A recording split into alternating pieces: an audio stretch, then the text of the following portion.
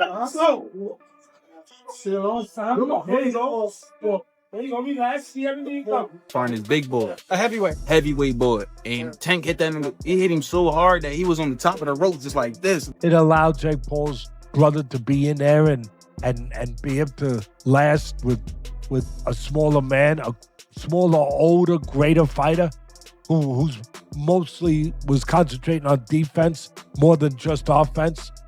Jake Paul's fame won't save him this time. Gervonta Davis is training like a beast, smashing heavyweights just to make one point. This fight isn't about YouTube views, it's about real boxing. And when that bell rings, someone's getting destroyed. Gervonta Davis is training harder than ever, taking things to the next level before his fight with Jake Paul. He's been sparring with heavyweights, men much bigger than him, and still matching their power. In one intense session, a heavyweight was left shaken after Tank landed a huge shot that echoed across the gym. Davis isn't holding back, he's going to war in training. Oh, no, you're right. But tell people what happened. Man, I was about to spar. Before I was about to spar Tank, he was sparring his big boy, A heavyweight. heavyweight boy, and Tank hit that nigga. He hit him so hard that he was on the top of the rope just like this. I'm like, Tank Davis is once again stealing attention with his wild training sessions. He's been fighting through rounds with heavyweight boxers, proving that his size doesn't limit his power. His combinations are fast, sharp, and brutal, leaving even big fighters on edge. Every punch shows his focus and control. He's not just building power, he's building the endurance and precision needed to handle a strong, unpredictable opponent like Jake Paul. Look at boy. Look like we playing pool with a short. Yeah. Oh, let me tell you that, boy. Punch when he punch, yeah. Punch when he punch. Punch when he punch. Yep. They ain't stop flying. We slowed down. Now we're going to commence firing again. That's what we do. We reload and come back. Yeah, we ain't got to get close, thanks. Because they know you scared to get close. Get close, thanks. Keep rolling, girl.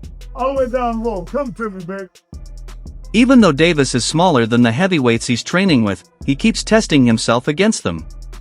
It's not about domination, it's about skill and timing. He's learning how to control distance, read movement, and stay explosive under pressure. His team says this helps him prepare for Jake Paul's awkward style. Jake's main advantage is size, but Tank is breaking that fear by facing bigger men now. He's getting ready for every situation the fight might bring. Here's a clip of Gervonta Tank Davis releasing footage of him training and sparring with the heavyweight ahead of his showdown with YouTube sensation turned professional boxer Jake Paul that's set to take place November 14th in Atlanta, Georgia at the State Farm Arena. Tank Davis is 5'4" and he weighs in at 135. His last fight, he actually was 133 pounds. Jake Paul is 6'1" with a 76-inch arm reach, and he weighed in at 199 pounds his last fight. And fight before that, he weighed in at 224 pounds. Gervonta Tank Davis has a 67-inch arm reach. This is why this fight has to be ruled an exhibition and not a real professional boxing match, because no boxing commission would sanction it. Let me know what y'all think about this. As you see, Tank Davis is using and working on movement. Let me know. I'm gone. Peace. Former UFC star and analyst Chael Sonnen said Gervonta Davis is carrying the pride of real boxing into this fight. Sonnen believes Tank must remind the world what true boxing looks like: skill, timing, and experience, not social media fame. He said Davis wants to end the circus around Jake Paul's name with pure boxing. For Tank, a knockout wouldn't just be a win, it would be a message to the world about what real fighters are made of. Which is to let anybody know that's listening that it doesn't make any difference, that boxing is a real sport. My skills versus your skills, of which I am an abundance of and of which you have none of. My life's commitment and dedication versus a second or third or fourth thought in the world of priority on your list. And I used to believe those things. Now, I go back far enough in MMA that I've had my eyes open a number of times. The fact that karate was so incredibly useless, or the fact that Jeet Kune Do was so incredibly useless. Like, these were not things that I would have bet on when I was in high school. As a wrestler at that time, I would not have assumed that I would fare well in a fight against somebody that knew Kung Fu. We had all been falsely led through Hollywood. Not through competition, not through sport, not through understanding of the game, but just through Hollywood. We were told that those guys were the most dangerous guys. So, we then eventually get up to Conor McGregor versus Floyd Mayweather, which had a weight discrepancy, but it was very small. I mean, I watched him weigh in, I want to say it was like 8 pounds. As the fight gets closer, more footage shows Davis going all out in camp, sparring full force with heavyweights. These aren't light workouts, they're wars. His trainers say the goal is to make fight night feel easier. Facing bigger men sharpens his defense, improves his reflexes, and teaches him how to create power even when outsized. Every round boosts his confidence, proving that timing and accuracy can beat size.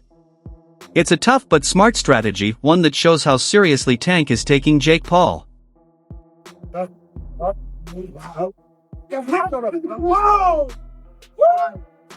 Look at Phil! Look at Phil! There you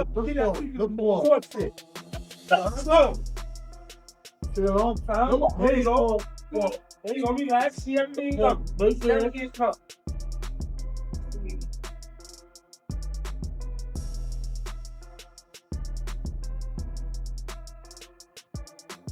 Legendary boxing trainer Teddy Atlas praised Gervonta Davis as one of the most complete fighters today. He said people talking about Jake Paul's size don't understand, once the fight starts, skill and experience win. Tank has faced every type of fighter, fast, tall, technical, and powerful. Jake hasn't. Atlas explained that Davis's ability to adjust under pressure makes him different from entertainers who box for attention. Jake might land one big punch, but Tank knows how to survive and strike back twice as hard. Do have one guy who, yeah, he's smaller, but he's a top fighter, he can punch. And he's fighting a guy who's not a top pro fighter, who's bigger. What if he hits him on the chin? What if he hits him on the chin? It'll wind up selling. And that's what'll wind up selling it. The what if. What if Tank makes him do a cha-cha? He hits him on the chin, and Jake Paul, we're gonna find out if he can dance. Whoa. You know, do the cha-cha.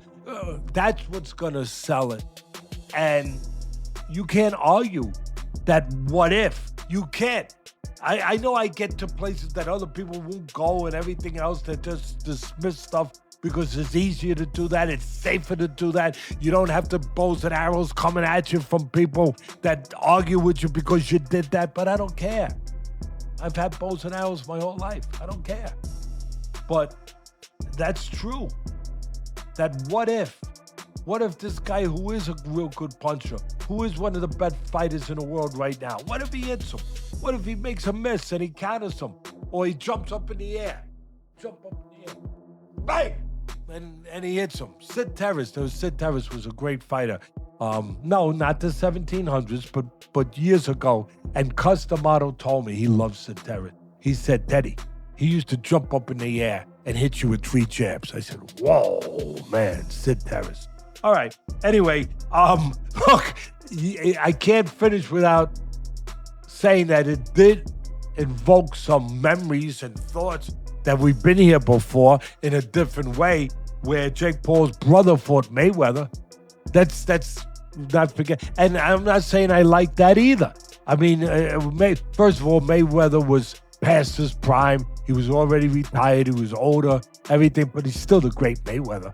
And Mayweather was fighting a guy, what was it, 50-pound difference, 60-pound difference, whatever it was. And that size made a difference. It allowed Jake Paul's brother to be in there and be able to last with a smaller man, a smaller, older, greater fighter who's mostly was concentrating on defense more than just offense. Sports analyst Max Kellerman shared a more personal view. He said Davis took the Jake Paul fight not just for fame, but for family. After years of non-stop training and fights, Tank wanted a big payday that could bring him peace and time with his loved ones. This fight gives him that balance, fun, money, and excitement. It's also a chance to show fans he's still one of the most dangerous boxers alive. When the gloves are on, Davis is all business and Jake Paul is just another name on his list. You got a guy like Gervonta, who I personally think has been checked out for way longer than this last fight. I think he was checked out prior to the Roach fight. I thought this was all going to be in the works, where he was supposed to beat the 16-1 Roach and then go on to fight Jake Paul and then call it a career, because I think the people around him understood there wasn't much left in the tank for him in terms of his want or his desire to be here. He did an interview with Dan Canobio about 18 months ago where he was like, yeah, man, I just kind of want to raise my family. I don't know how much left of boxing for me. I don't want to see a therapist. I want to, I need to, but like, I don't want to take away from my fighting. But I think it's time for me to do stuff like that. So I think the writing's been on the wall for Tank for a while. So that draw was kind of just like, I was on the way out anyway. I don't need to go back in there. And I said it at the end of that fight. I'm like, there's no way we see that rematch. He was so uncomfortable in that ring with Roach. He doesn't want to feel that again. He showed that night.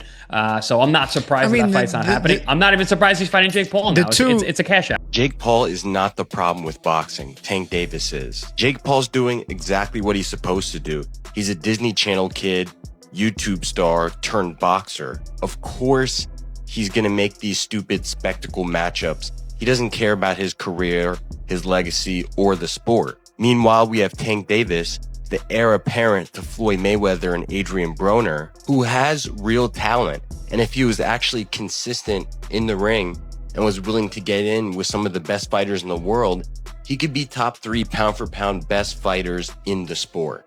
But instead, Tank just wants to hold up his division for 5 years and make a mockery of the sport, especially with this fight.